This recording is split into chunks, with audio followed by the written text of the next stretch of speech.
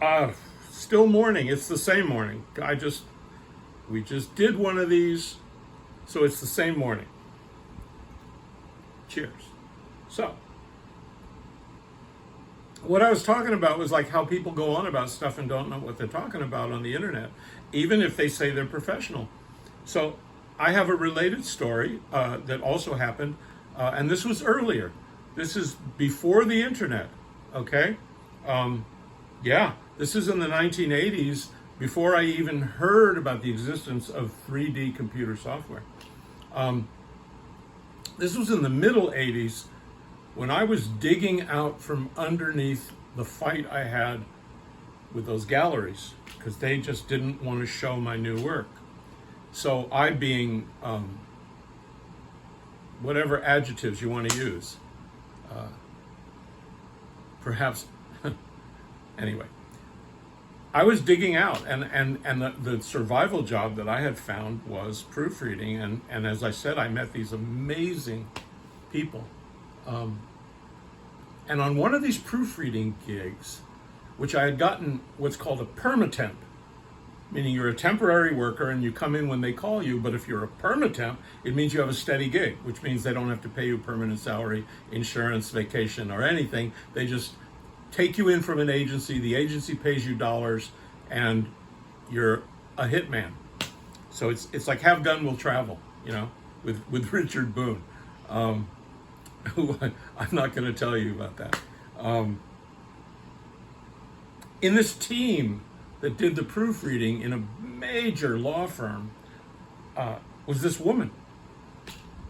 There's always a woman, remember? Always a woman. There's a woman, right? And again, with political correctness, damn all of you with your...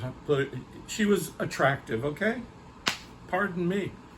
But the thing is, one night I was talking to somebody about Ludwig Wittgenstein, and she went, "How are you familiar with Ludwig Wittgenstein?" And I began to say how much I adored his philosophy and his linguistics, and turns out she's a professor. So I told you, in these proofreading jobs are all these artists and writers and musicians and dancers and people who love what they do, but they're not making a living at it, but you're not going to stop them.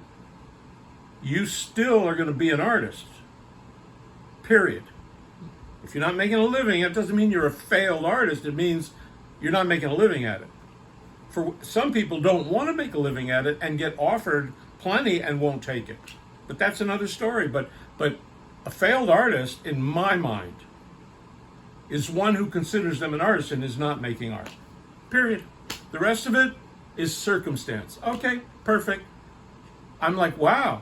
Turns out she's a professor of Shakespearean literature at NYU. And I'm like, you.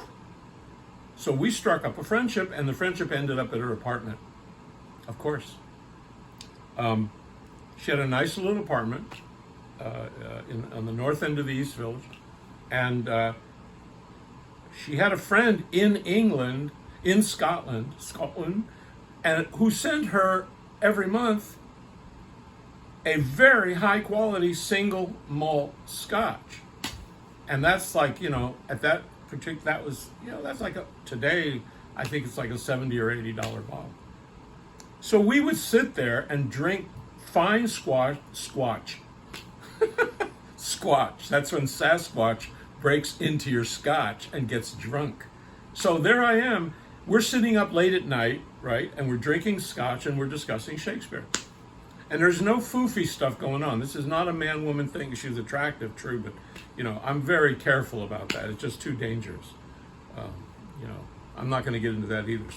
So in the middle of one of our discussions, we have an argument over the nature of tragedy, and I put forth a premise about tragedy, and I said the thing about tragedy is that in Shakespearean time, in order to have a tragedy, you had to be a very important, noble person or a king, and the tragedy has to affect many, many people.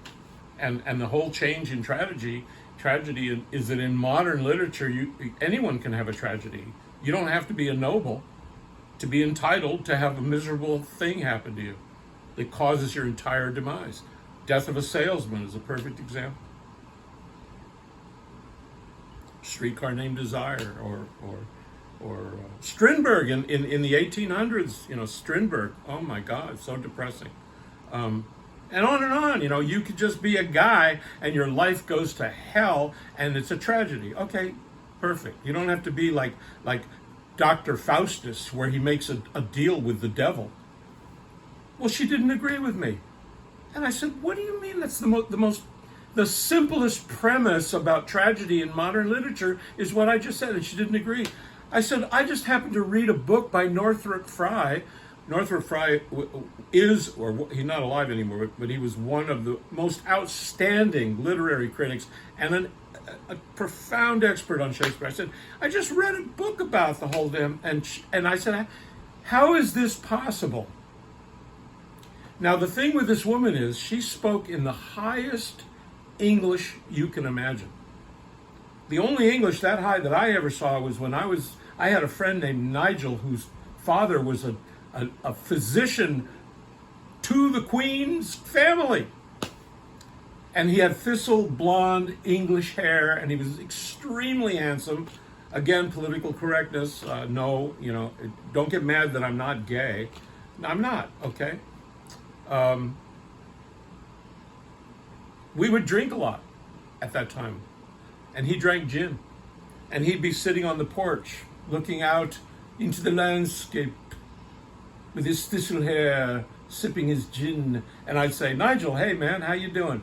Smashing, old boy, smashing. Well, this woman had an accent like that. It was high English. In the middle of this argument, suddenly, the accent wasn't there. And I said, wait a minute. Where are you from? And she looked at me and I said, that's your real accent? You're from Long Island. And how could you tell? I said, oh my God, you're like, what? Roswell. I said, you're from Rosalind. You're from Rosalind? You're from Rosalind? Don't tell me. You're Jewish. Oh God, you can tell? I said, well, yeah. And then we had a fight about authenticity. I'm not going to tell you what happened at 6 a.m. because it's indiscreet. But I was having a problem with Marcel Proust. I couldn't read it. The literature was just too high for me, and I would get bored. So I borrowed her Selectric typewriter that weighed 120 pounds, and I took it to my loft, and every morning I typed Marcel Proust, and I actually typed the 2 volumes of the 7-volume set of Remembrance of Things Past. That's it.